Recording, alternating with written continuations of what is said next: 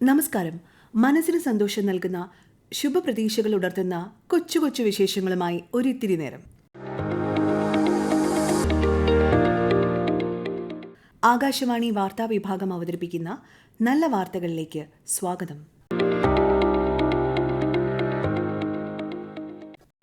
വയനാട് ഉരുൾപൊട്ടലിൽ മനസ്സിനെ മരവിപ്പിക്കുന്ന ഒട്ടേറെ കാഴ്ചകൾ കാണേണ്ടതായ സാഹചര്യം നമുക്കുണ്ടായി. ഒപ്പം സ്നേഹത്തിന്റെയും കരുണയുടെയും കഠിനാധ്വാനത്തിന്റെയും മനുഷ്യത്വത്തിന്റെയും പരസ്പര സഹകരണത്തിന്റെയും ഒരുപാട് ഉദാഹരണങ്ങൾ നമ്മൾ കണ്ടു. ഒത്തൊരുമയുടെ ബലം കൈത്താങ്ങാവാൻ സജ്ജരായി നിൽക്കുന്ന നിരവധി ആളുകൾ, സ്വന്തമായുള്ള കുറച്ചു ഭൂമി ദുരന്തബാധിതർക്ക് നൽകാൻ സജ്ജരായവർ, ആരോരുമില്ലാത്ത കുഞ്ഞുങ്ങളെ ഏറ്റെടുക്കാൻ തയ്യാറായവർ, അവർക്ക് മുലപ്പാൽ കൊടുക്കാൻ തയ്യാറായ അമ്മമാർ, ഉറ്റവർ നഷ്ടപ്പെട്ട വളർത്തുമൃഗങ്ങൾക്ക് തുണയായവർ, സ്വന്തം ജീവൻ പണയം വെച്ച് രക്ഷാപ്രവർത്തനത്തിന് ഇറങ്ങുന്നവർ, ഇങ്ങനെ വയനാടിനെ നെഞ്ചേറ്റാൻ തയ്യാറായി നിൽക്കുന്നവർക്ക് കരുത്തേകാൻ സജ്ജരായി നിൽക്കുന്നു നിരവധി പേർ. അത്തരത്തിൽ ദുരന്തബാധയുടെ പ്രാരംഭഘട്ടത്തിൽ ഏറ്റവും അനിവാര്യമായിരുന്ന അവർക്ക് കരുത്തേകാൻ സജ്ജരായി നിൽക്കുന്ന നിരവധി പേർ. അത്തരത്തിൽ ദുരന്തബാധയുടെ പ്രാരംഭഘട്ടത്തിൽ ഏറ്റവും അനിവാര്യമായിരുന്ന എന്നാൽ ദുസ്സഹമായിരുന്ന ബെയിലി പാലത്തിന്റെ നിർമ്മാണവുമായി ബന്ധപ്പെട്ട് പ്രവർത്തിച്ച ഒരു വനിതയുണ്ട്. ഉരുൾപൊട്ടലിൽ തകർന്ന ബെയിലി പാലം ദുരിതാശ്വാസ പ്രവർത്തനത്തിന് അത്യന്താപേക്ഷിതമായ സാഹചര്യത്തിൽ സൈന്യത്തിന്റെ എഞ്ചിനീയറിംഗ് വിഭാഗത്തിന്റെ നേതൃത്വത്തിൽ നടന്ന പുനർനിർമ്മാണ പ്രവർത്തനങ്ങളിലെ വനിതാ സാന്നിധ്യം. സംഘത്തിലെ ഒരേയൊരു വനിതാ army officer major Sita Ashok Shelke. ഈ മേഖലയിൽ നിന്നുള്ള സാഹസിക പങ്കാളിത്തത്തിലെ വ്യത്യസ്തമായൊരു കാഴ്ചയായിരുന്നു. മഹാരാഷ്ട്രയിലെ അഹമ്മദ് നഗർ നിവാസിയായ മേജർ സീത സൈന്യത്തിന്റെ മദ്രാസ് എഞ്ചിനീയറിംഗ് ഗ്രൂപ്പിന്റെ 70 അംഗ സംഘത്തിലെ ഒരേയൊരു വനിതാ ഓഫീസറാണ്. മദ്രാസ് എഞ്ചിനീയറിംഗ് ഗ്രൂപ്പിന്റെ നേതൃത്വത്തിൽ കുത്തൊഴുകി വരുന്ന നദിയെയും കടപുഴകി വരുന്ന മരത്തെയും തകർത്തെടിഞ്ഞ കെട്ടിടാവശിഷ്ടങ്ങളെയും എല്ലാം തരണം ചെയ്ത് 31 മണിക്കൂർ കൊണ്ടാണ് പാലം പണി കഴിപ്പിച്ചത്. തന്റെ സംഘത്തെ അക്ഷീണം നിയന്ത്രിച്ചുകൊണ്ട് മേജർ സീതയും മുഴുവൻ സമയം രംഗത്തുണ്ടായിരുന്നു. വയനാട് ദുരന്തത്തിന്റെ നെഞ്ചുരുക്കുന്ന വാർത്തകൾക്കിടയിലും പ്രത്യാശയുടെ ഒരിത്തിരി വെളിച്ചം നൽകുന്ന വാർത്തകളും കേൾക്കാൻ സാധിക്കുന്നു എന്നുള്ളത് ഏറെ സന്തോഷപ്രദമാണ്.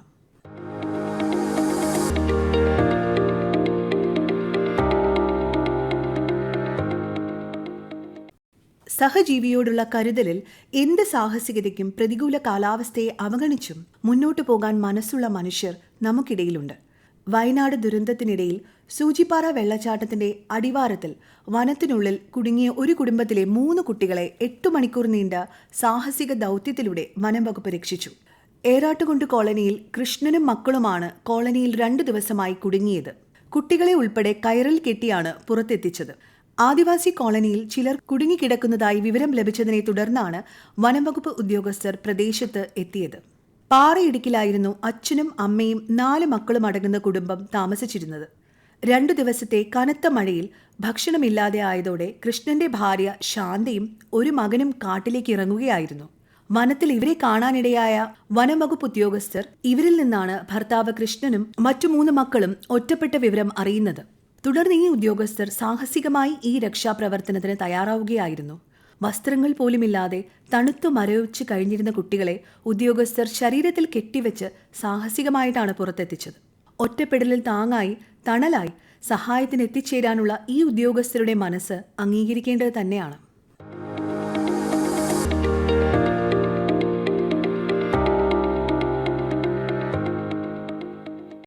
കുറച്ചുനാളായി ഭയാനകമായ അസുഖങ്ങളുടെ ഭീതിതമായ വാർത്തകൾ നമ്മെ അസ്വസ്ഥപ്പെടുത്തുന്നുണ്ടായിരുന്നു.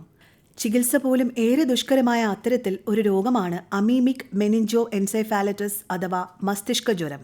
ഈ അസുഖം ബാധിച്ച 14 വയസ്സുകാരൻ രോഗമുക്തി നേടി എന്ന വാർത്ത സന്തോഷവും ആശ്വാസവും നൽകുന്നതാണ്.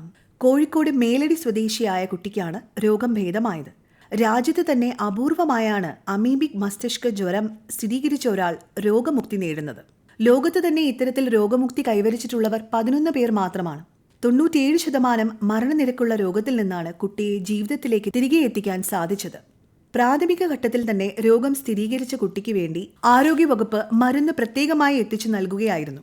3 ആഴ്ച നീണ്ട ചികിത്സയ്ക്കൊടുവിലാണ് കുട്ടി രോഗമുക്തി നേടിയത്.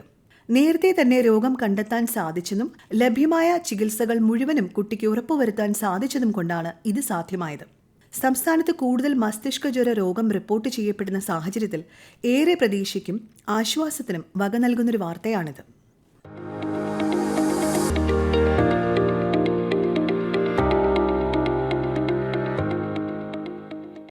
പ്രായം വെറും നമ്പറാണെന്ന് തെളിയിച്ച് ന്യൂജൻ കുട്ടികൾക്കൊപ്പം കിടപിടിച്ചു നിൽക്കാനുള്ള തയ്യാറെടുപ്പിലാണ് തേവര സേക്രഡ് ഹാർട്ട് കോളേജിലെ ഏജ് ഫ്രണ്ട്ലി ക്ലബിന്റെ അംഗങ്ങൾ.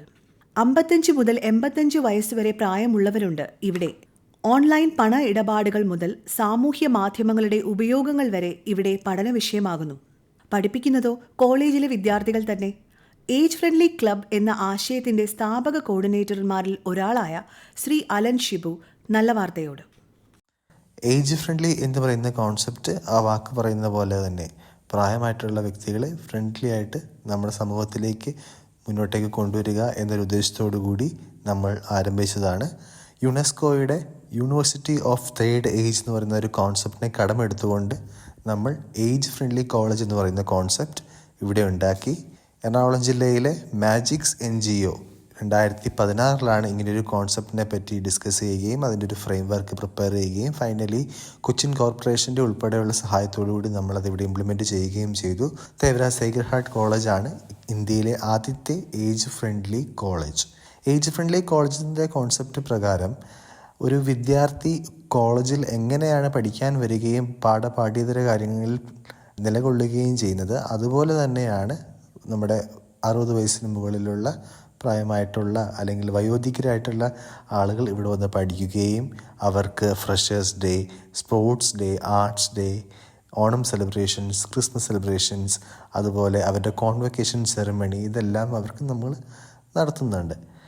പ്രധാനമായിട്ടും പല ഭാഷകൾ നമ്മളവരെ പഠിപ്പിക്കുന്നുണ്ട്, പല സ്കിൽ കോഴ്സുകൾ നമ്മൾ പഠിപ്പിക്കുന്നുണ്ട്. കമ്പ്യൂട്ടർ സ്കില്ലിങ്, അതുപോലെ സ്റ്റിച്ചിങ്, സൂംബ, അങ്ങനെയുള്ള ഐറ്റങ്ങളെല്ലാം നമ്മളിവരെ പഠിപ്പിക്കുന്നുണ്ട്. ആഴ്ചയിൽ 3 ദിവസമാണ് നമ്മൾ ഇവിടെ ക്ലാസ്സുകൾ നടത്തുക. 3:30 തൊട്ട് 5 മണി, 5:30 വരെ നമ്മുടെ ക്ലാസ്സുകൾ പോകും. ഫോണിന്റെയും കമ്പ്യൂട്ടറിന്റെയും ഉപയോഗത്തിന് പുറമെ ഇംഗ്ലീഷ്, ഹിന്ദി, സംസ്കൃതം, ഫ്രഞ്ച് തുടങ്ങിയ ഭാഷകളും ഇവിടെ പഠിപ്പിക്കുന്നു. 2017 ക്ലബ് പ്രവർത്തനം ആരംഭിച്ചത്. കൂടാതെ ക്ലാസ്സിന് ശേഷവും സൂംബയുമുണ്ട്. ഇതിനെല്ലാം പുറമെ കലാകായിക പരിപാടികളും സംഘടിപ്പിക്കുന്നുണ്ട്.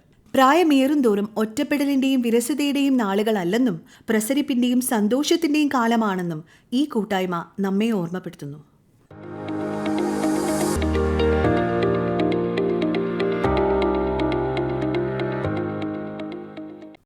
കഠിനാധ്വാനത്തിന് പ്രായം തടസ്സമല്ല എന്നുള്ളതിന് തെളിവാണ് ഇടുക്കിയിൽ നിന്നുള്ള വെള്ളയമ്മാൾ.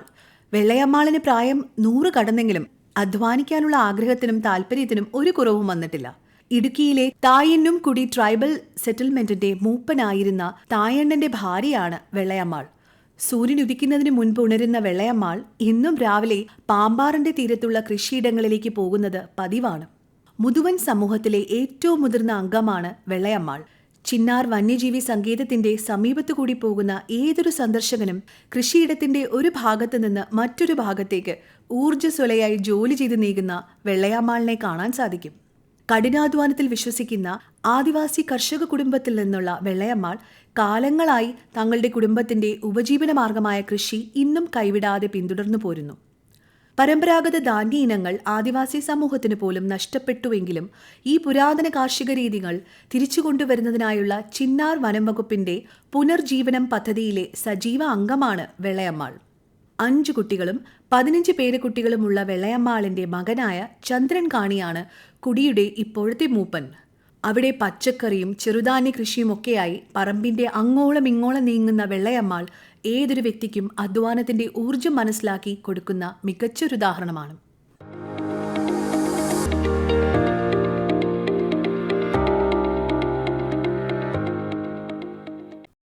നല്ല വാർത്തയെക്കുറിച്ചുള്ള ശ്രോതാക്കളുടെ അഭിപ്രായം nallavaartha@gmail.com എന്ന ഇമെയിൽ ID അറിയിക്കാവുന്നതാണ്. ശ്രോതാക്കളുടെ അഭിപ്രായങ്ങൾക്കായി ഞങ്ങൾ കാത്തിരിക്കും. നല്ല വാർത്ത അവതരിപ്പിച്ചത് തിരുവനന്തപുരം പ്രാദേശിക വാർത്താ വിഭാഗം. ഏകോപനം അവതരണം മയൂഷ AM. തയ്യാറാക്കിയത് ലക്ഷ്മി ശ്രീവിജയ. നല്ല വിശേഷങ്ങൾ നിറഞ്ഞ നല്ല നിമിഷങ്ങളുമായി ശ്രോതാക്കളിലേക്ക് അടുത്ത ശനിയാഴ്ച വൈകുന്നേരം 6:40 വീണ്ടും എത്താം. ശുഭാശംസകൾ നേരുന്നു.